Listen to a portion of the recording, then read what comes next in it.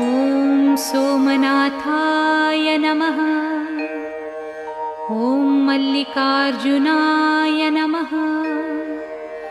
ॐ महाकालेश्वराय नमः। ॐ ओंकारेश्वराय नमः।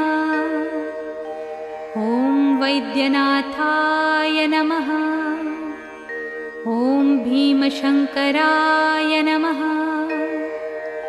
ॐ रामेश्वराय नमः। ॐ नागेश्वराय नमः। ॐ विश्वेश्वराय नमः। ॐ त्र्यंबकेश्वराय नमः। ॐ केदारेश्वराय नमः।